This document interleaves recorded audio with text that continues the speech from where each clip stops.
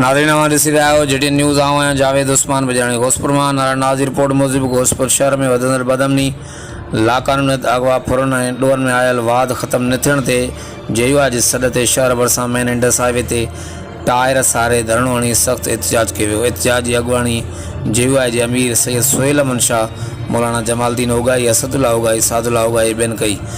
इन मौक़े ते धरणे में कश्मीर पुलिस जे SSP बशीर अहमद बिरोही खे हटायो, कश्मीर बचायो जा नारा हया विया। धरणे जी अॻुवाणी कंदड़ मीडिया सां ॻाल्हाईंदे चयो त पूरो ज़िलो ॾोहारनि आॾो यरगमाल बणियल आहे। रोज़ाना जी बुनियाद ते ॾोह थी रहिया आहिनि, केर बि रोकण वारो कोन्हे।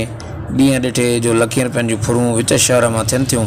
पुलिस ॾोहनि ते कंट्रोल नथी करे, आवाम केॾांहुं वञे। आवाम खे लावारस करे ॾोहारनि जे रहमो करम ते छॾियो वियो आहे।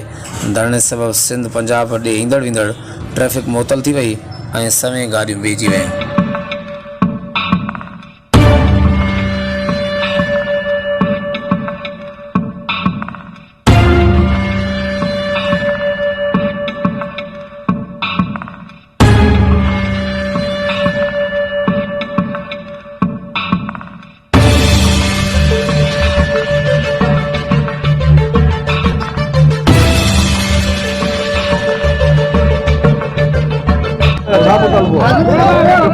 सर, असांजो मुतालबो इहो आहे त हितां जी पुलिस, ज़िले इंतिज़ामिया, ख़ुसूसन SSP बशीर बिरोही साहब कख भञी करे ॾोयारनि जे ख़िलाफ़ बीणो न कयो आहे। धाड़ेलनि जो राज क़ाइमु थियल आहे। ज़िले कश्मीर जे अंदरि ख़ौफ़ जी फ़िज़ा आहे।